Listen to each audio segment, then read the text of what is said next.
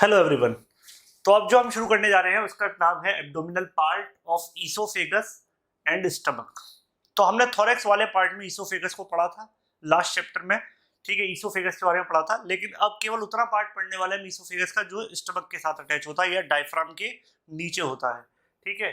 तो chapter number 19 हम दो टॉपिक डिस्कस करेंगे, abdominal part of oesophagus and stomach को। चलिए देखते हैं।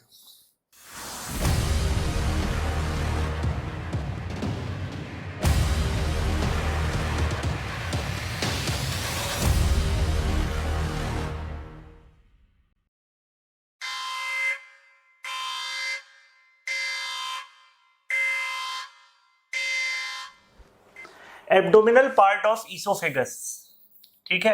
Abdominal part of oesophagus is only 1.25 centimetre long, ठीक है। यानी अगर मैं ये ईसोफेगस बनाऊं और ये स्टमक, ठीक, तो यहाँ पर केवल ये इतना छोटा सा जो पोर्शन है जहां पर ये अटैच हो रहा है स्टमक के साथ, इतने की बात कर रहा हूं मैं, डायफ्राम से नीचे वाले की। It enters the abdomen through the oesophageal opening of the diaphragm, ठीक है, runs downward and the left in front of left crus of diaphragm. जो डायफ्राम का लेफ्ट क्रस है उसके सामने से लेफ्ट साइड में ये चलेगा and behind the left lobe of the liver to end by the opening of cardiac end of stomach. तो इसको कौन सा एंड बोलते हैं? स्टमक का कार्डियक एंड। तो यहाँ पर ये अटैच हो जाएगा किसके साथ? स्टमक के साथ। The esophageal opening of the diaphragm is situated at the level of T10 vertebra और इसके जस्ट पीछे कौन से नंबर की वर्टिब्रा आएगी? T10, thoracic 10। Clear? Slightly to the left of median plane, मतलब मिड प्लेन की बात करेंगे, मीडियन प्लेन की, तो उसमें थोड़ा लेफ्ट साइड में होगी। The cardiac end of the stomach is situated at the level of T11। तो जो कार्डियक एंड स्टमक का होता है वो कौन से वर्टिब्रा से मैच करेगा? T11 लेवल पर होगा। About 2.5 centimetre to the left of the median plane, ये भी लेफ्ट साइड में होगा in the median plane. Thus, the abdominal part of esophagus extend only from T10 to T11, यानी एक वर्टिब्रा से दूसरे वर्टिब्रा, यानी thoracic 10 से और thoracic 11 वर्टिब्रा तक इसका एक्सटेंशन मिलेगा। तो छोटा सा पोर्शन मिलेगा, इतना सा, है ना। Its right border become continuous with the lesser curvature of the stomach, where its left border is separated from the fundus of the stomach by a notch called cardiac notch। तो basically होता क्या है, यहाँ पर ये right border हो गया और ये लेफ्ट बॉर्डर, ये राइट बॉर्डर हो गया, ये वाला एक लेसर कर्वेचर की तरफ चला गया, और लेफ्ट वाला बॉर्डर किसके साथ? यहाँ पर ये बनाता है फंडस। स्टमक क्या बनाता है? फंडस। ये थोड़ा सा एक्सटेंशन होता है इसमें, ये तो ये जो गैप बना ना, ये छोटा सा, ये जो मोड़ है, शार्प टर्न, इसको बोलते हैं कार्डियक नॉच। क्या बोलते हैं? Cardiac notch. और इससे ऊपर वाला जो पार्ट है स्टमक का, कौन सा वाला? ये वाला येलो कलर से, इसको बोलते हैं fundus part of stomach. Clear? Fundus. अब हम बात करते हैं हिस्टोलॉजी या क्रॉस सेक्शन जब निकालेंगे तो इसकी वॉल का अरेंजमेंट कैसे होता है। तो सबसे अंदर होती है म्यूकस मेम्ब्रेन। तो epithelial lining is stratified squamous non keratinised in nature. कैसे होगी? स्ट्रेटिफाइड स्क्वेमस एपिथेलियम, वो भी कैसी? नॉन केराटिनाइज्ड नेचर की। और इसका जो लेमिना प्रोप्रिया है that is consist of loose connective tissue with papillae. Clear? इसके बाद अगली लेयर होती है muscularis mucosa. It is distinct in lower part and formed by the longitudinal muscle fibres. Submucosa contain mucus secreting oesophageal gland, ठीक है। तो ये जो लिखा हुआ ना मस्कुलरिस म्यूकोसा, तो ये बेसिकली मस्कुलर म्यूकोसा नाम के क्या है? बेसिकली सब म्यूकोसा है, ठीक है। It is distinct in lower part and formed by the longitudinal muscle fibre. Submucosa contain mucus secreting oesophageal gland. तो मस्कुलर म्यूकोसा किसका पार्ट है? वो इसी का पार्ट होता है ना, म्यूकस मेम्ब्रेन में जो थर्ड लेयर होती है। उसके बाद क्या शुरू होता है? उसके बाद हमारी अगली लेयर शुरू होती है दैट इज सब म्यूकोसा। तो हेडिंग क्या होनी चाहिए? बेसिकली हेडिंग होनी चाहिए आपकी ये वाली, सब म्यूकोसा, ठीक है।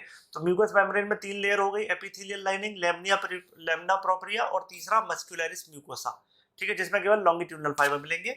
इसके बाद जो सेकंड लेयर मिलेगी वो हमको मिलेगी म्यूकोसा, वो सब म्यूकोसा, म्यूकोसा के जस्ट नीचे, और उसमें क्या मिलेंगी? ईसोफेजियल ग्लैंड्स मिलेंगी, ठीक है। इसके बाद जो थर्ड लेयर मिलेगी दैट इज मस्कुलरिस एक्सटर्ना। तो ये मस्कुलरिस म्यूकोसा इंटरना भी बोल सकते हैं इसको, ठीक है, जो एक्चुअल में किसका पार्ट है? म्यूकस मेम्ब्रेन का।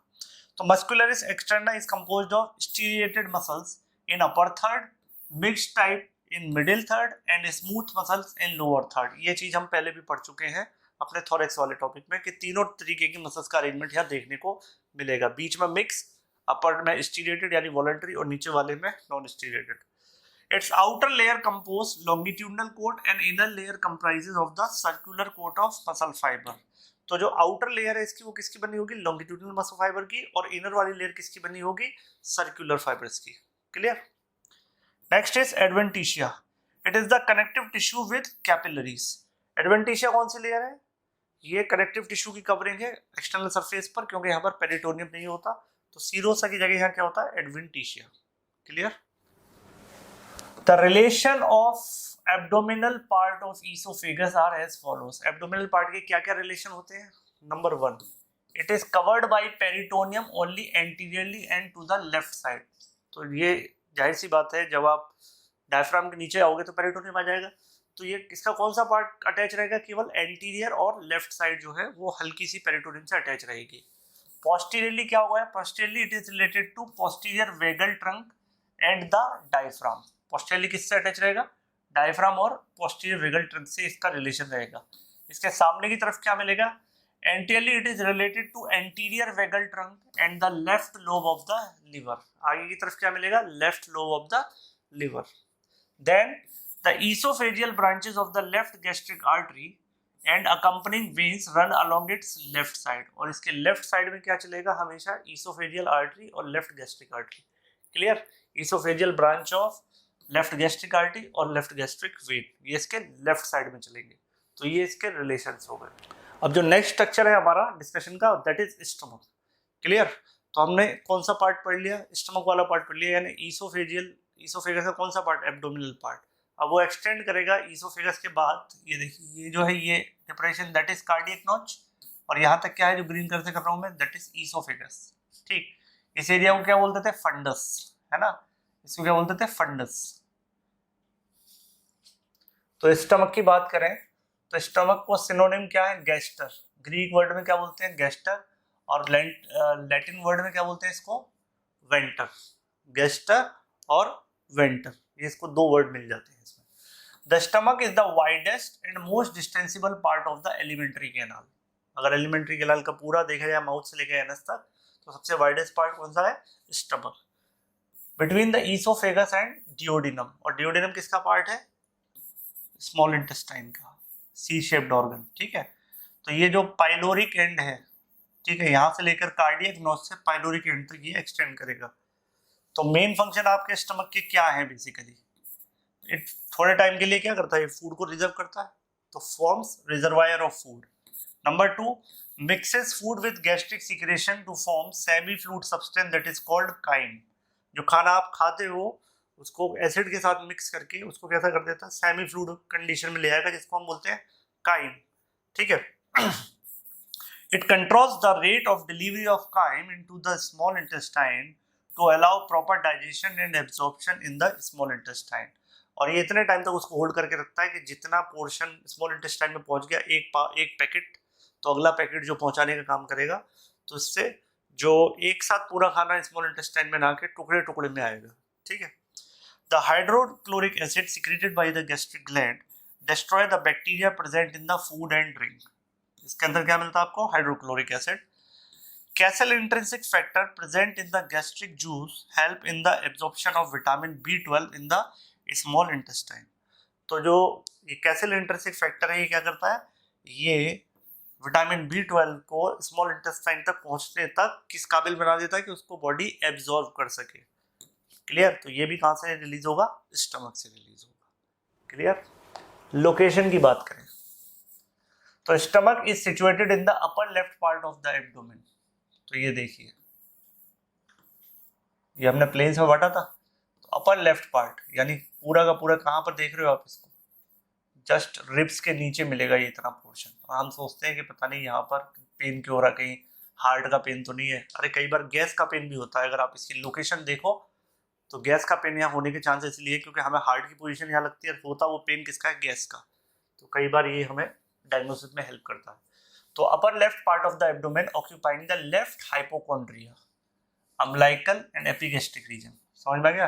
Umbilical, left hypochondrium and epigastrium. It extends obliquely from left hypochondric region into the epigastric region. Most of the stomach lies under the cover of left costal margin of lower ribs. तो left coastal margin of lower ribs में cover रहता है ज्यादातर stomach का portion, ठीक है। इसीलिए stomach का पेन जब भी होगा तो वो चेस्ट में हमें फील होता है यहाँ पे इस जगह पर लेफ्ट साइड में, और हमको लगता है शायद हार्ट का पेन है। क्लियर? हार्ट का भी हो सकता है लेकिन मैक्सिमम केसेस में ज्यादा देखा जाता है गैस की वजह से भी पेन मिलेगा। Then shape, stomach is mostly J shaped. यहाँ पर आप देख सकते हो इसका शेप कैसा है, J shape. It's long axis passes downward, forward and right. Long axis नीचे की तरफ, डाउनवर्ड आगे की तरफ, फॉरवर्ड एंड राइट साइड में, finally backward and slightly upward. Clear? It tapers from fundus on the left of median plane to the narrow pylorus slightly to the right of median plane। तो ये narrow pylorus region है यहाँ से लेकर, और ये कौन सा region था, ये fundus region है, यहाँ तक extend करेगा। Both the shape and position of stomach vary greatly according to the build of an individual।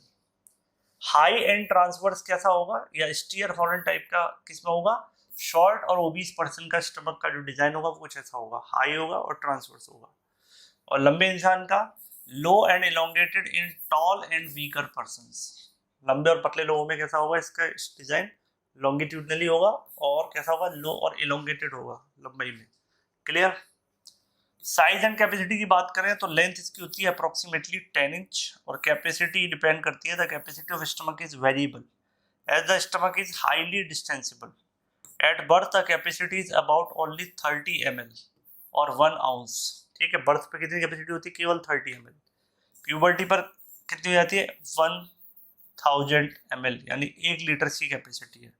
और एडल्ट के अंदर कैपेसिटी होती है 1500 to 2000 ml, 1.5 से 2 लीटर कैपेसिटी हो जाती है स्टमक की। लीटर की बात कर रहे हैं हम, ठीक है, फ्लूइड फॉर्म में। इसके बाद बात करते हैं इसके एक्सटर्नल फीचर्स की।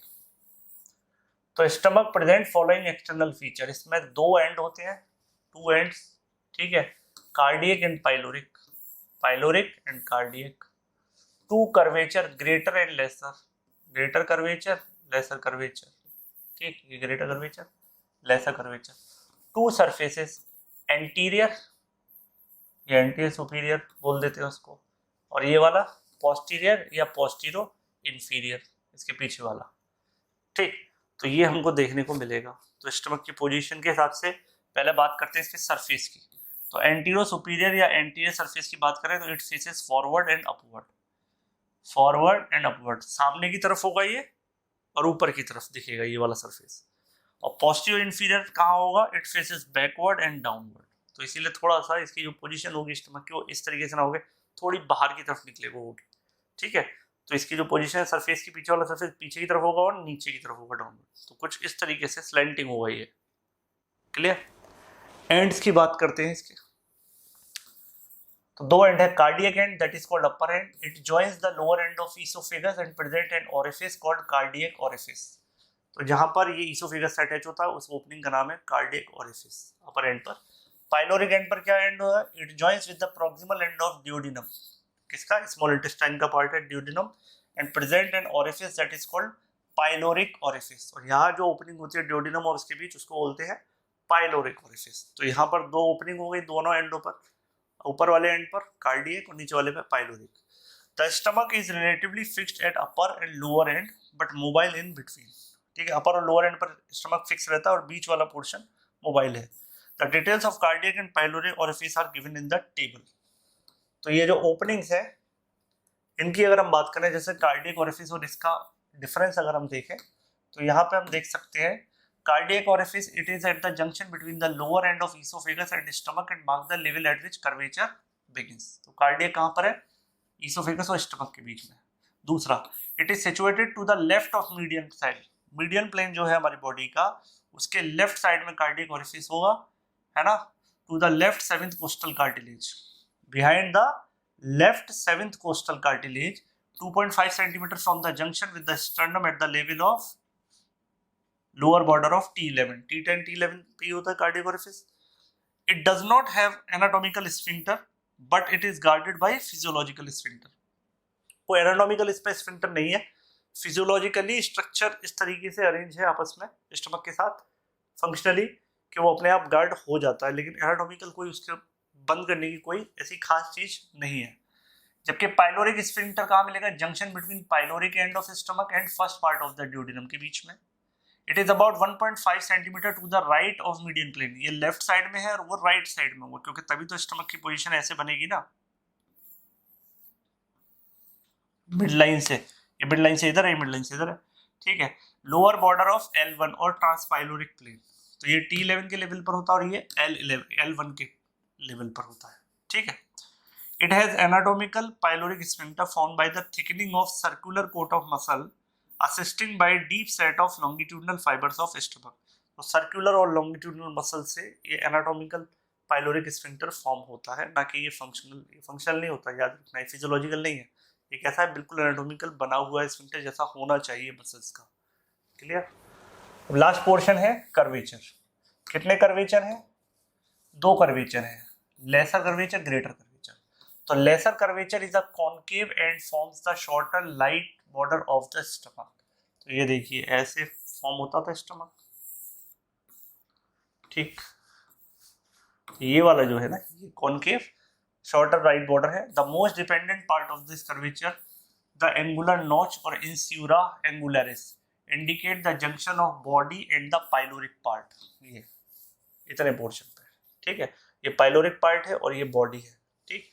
तो ये है incisura angularis. The lesser curvature provide attachment to the lesser omentum. Lesser omentum क्या है? पेरिटोनियम का वो पार्ट जो लिवर को और उसको कनेक्ट करता है स्टमक को, ठीक। Greater curvature, it is convex and forms the long left border of the stomach. ये वाला ग्रेटर कर्वेचर है। At its upper end of this curvature present a cardiac notch. इसके अपर एंड पर क्या होता था? ऐसे, ठीक है। ये क्या है? कार्डियक नॉच, ठीक है। Separated from the left aspect of the oesophagus. किससे अलग कर रही है इसको? ईसोफेगस के लेफ्ट पार्ट से। The greater curvature provide attachment to the greater omentum, gastrosplenic and gastrophrenic ligament. तो ये सब किसके पार्ट है? ये एक तरीके से पेरिटोनियम के पार्ट है। इनके नाम चेंज हो गए। स्प्लीन के साथ गैस्ट्रिक स्टमक का कनेक्शन, डायफ्राम के साथ गैस्ट्रिक का कनेक्शन, गैस्ट्रोफेरेनिक, और ग्रेटर ओमेंटम तो वो लेयर है ही है पेरिटोनियम की, जो इसको पोस्टीरियर वॉल से कनेक्ट करके रखता है। क्लियर? तो ये हमारे लेसर कर्वेचर हुआ, ग्रेटर कर्वेचर हुआ। 2 कर्वेचर देखने को मिलेंगे। अब बात करते हैं पार्ट ऑफ स्टमक। इसको हम डिस्कस करेंगे नेक्स्ट वीडियो में।